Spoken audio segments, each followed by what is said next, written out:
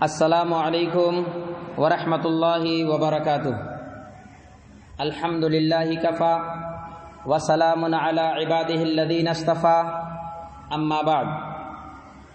معزز سامعین کرام، آج 18 محرم الحرام 1442 ہجری مطابق 7 ستمبر 2020 عیسوی بروز سوموار کا دن ہے، اور آج میں آپ لوگوں کی خدمت میں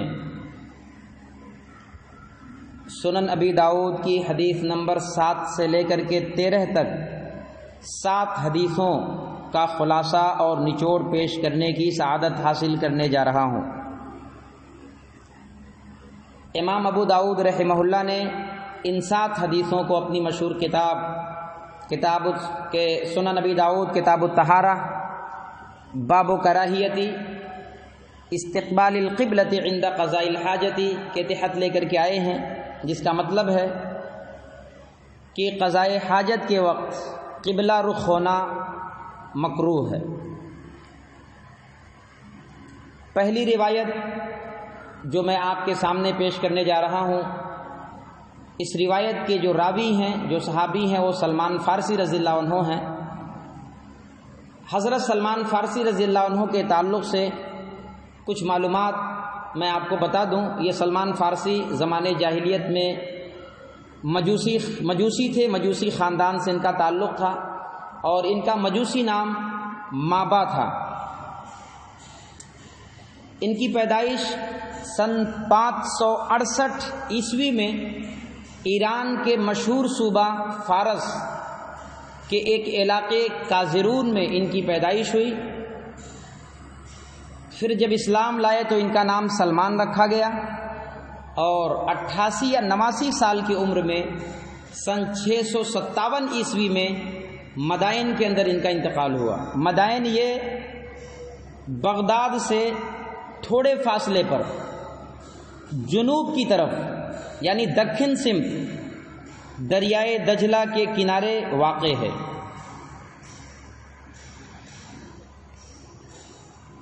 عن سلمان قال قیل له، حضرت سلمان فارسی رضی اللہ عنہ بیان فرماتے ہیں کہ ان سے کسی نے کہا، ان سے ایک آدمی نے کہا، لقد علمکم نبیکم کل شیء، اے سلمان تمہارے نبی تو تمہیں ہر چیز سکھاتے ہیں، تمہیں چھوٹی چھوٹی تمام باتیں بتاتے ہیں، حتی القراءۃ، یہاں تک کہ پیشاب پاخانہ کے طریقے بھی سکھاتے ہیں۔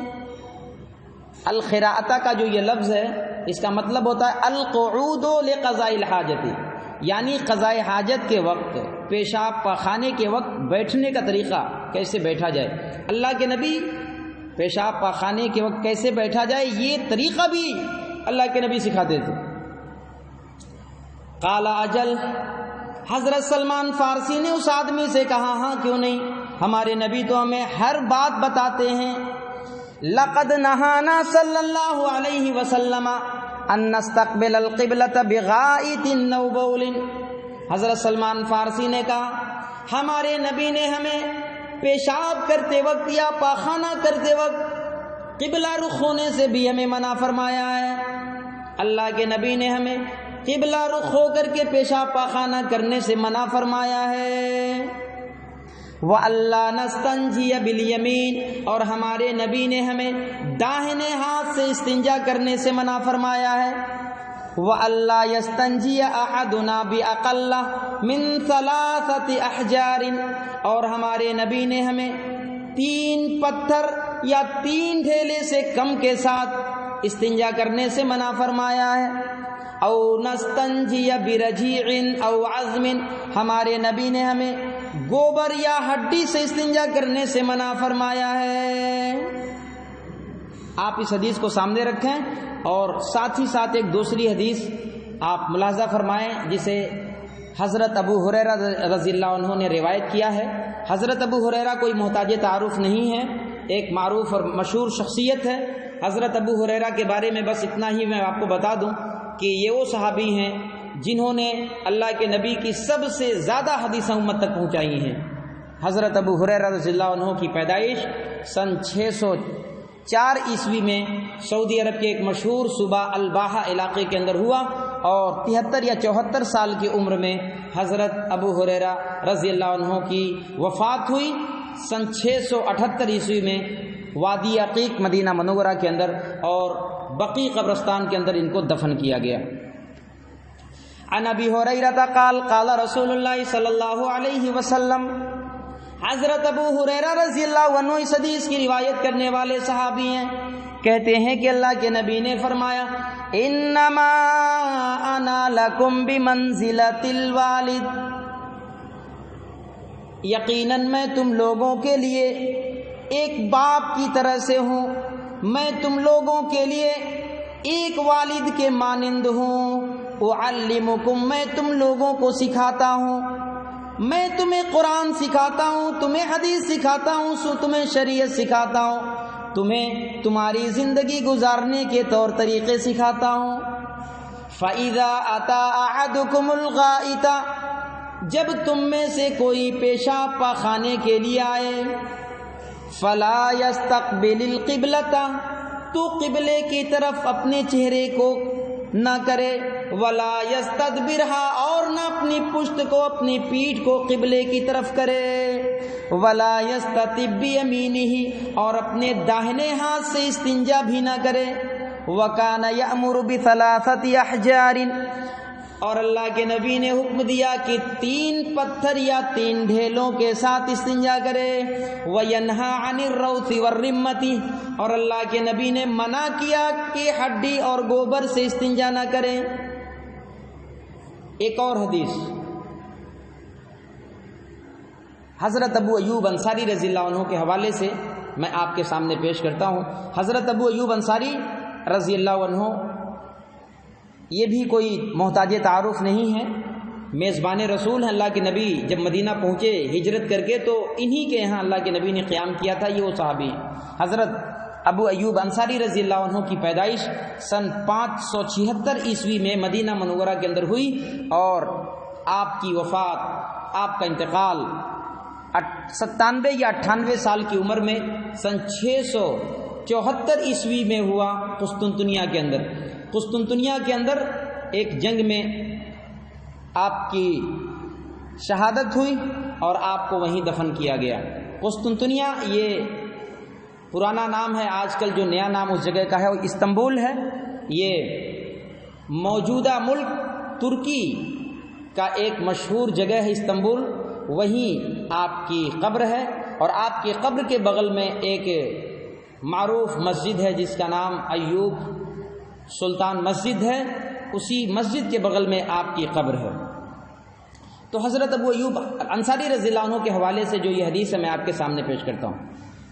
عن ابی ایوب قال، حضرت ابو ایوب رضی اللہ عنہ بیان فرماتے ہیں کہ اللہ کے نبی نے فرمایا اذا اتیتم الغائط، جب تم میں سے کوئی پیشاب پاخانہ کرنے کے لیے آئے، فلا تستقبلوا القبلۃ بغائط ولا بول،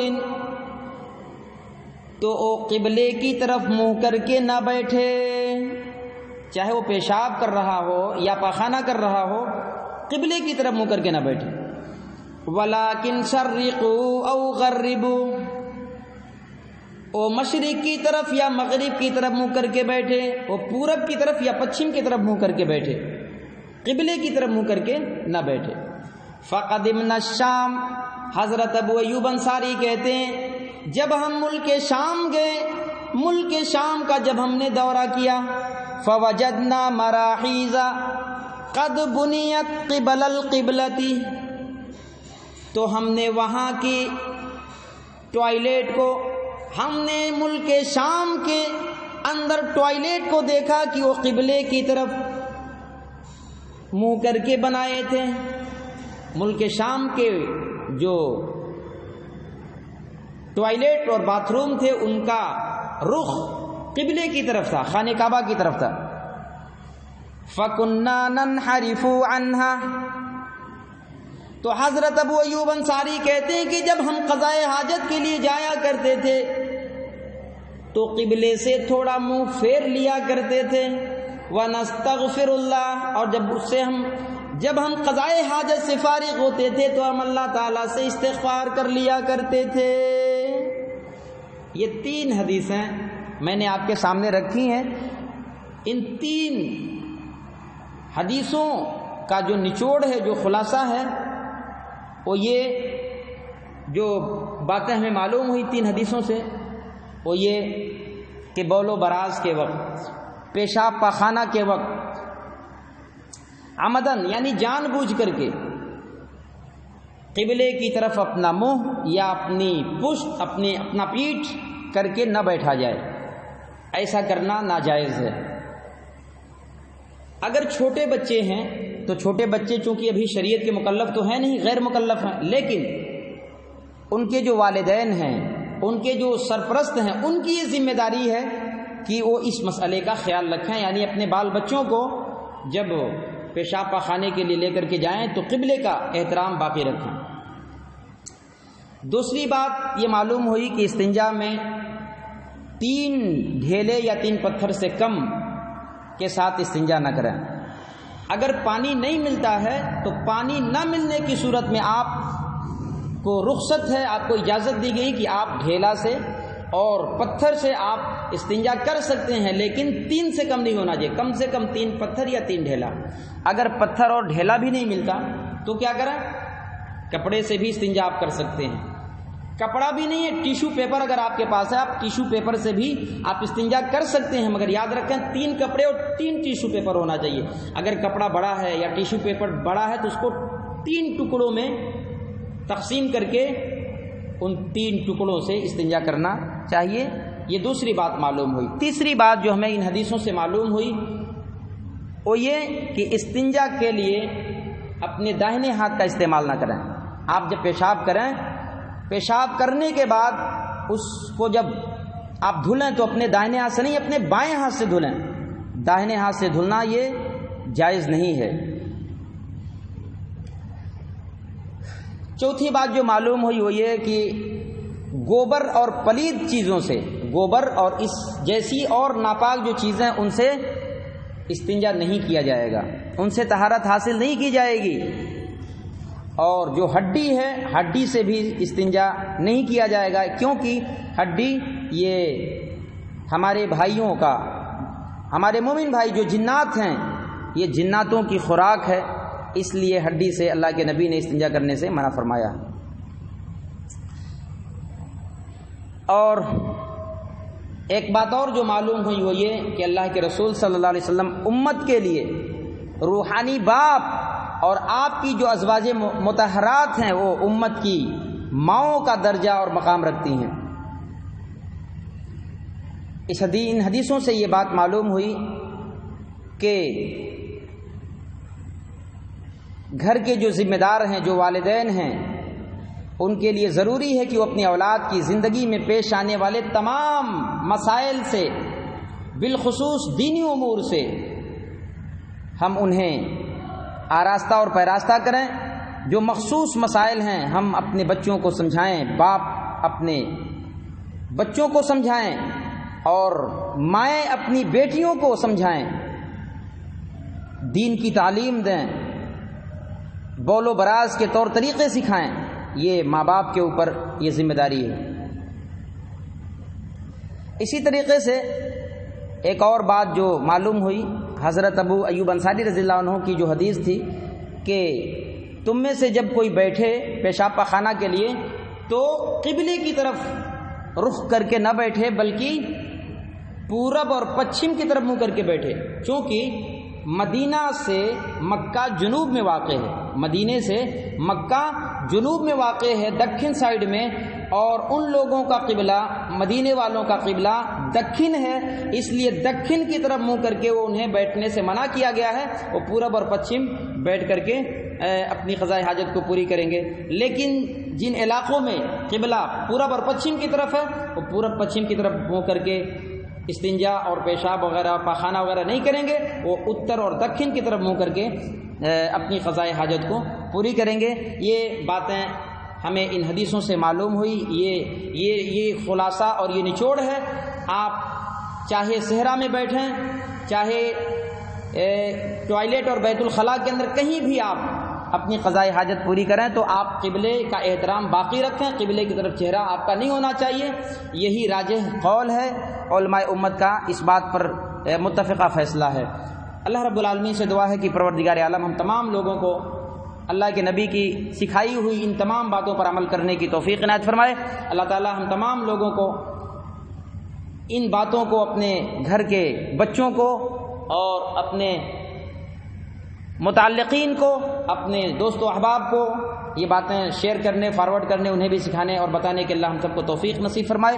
اور اللہ رب العالمین ہم تمام لوگوں کو اس دنیا کے اندر ایک دوسرے کے ساتھ مل جل کر کے نیکی بانٹنے اور برائیوں کا خاتمہ کرنے کی توفیق عنایت فرمائے۔ السلام علیکم ورحمۃ اللہ وبرکاتہ۔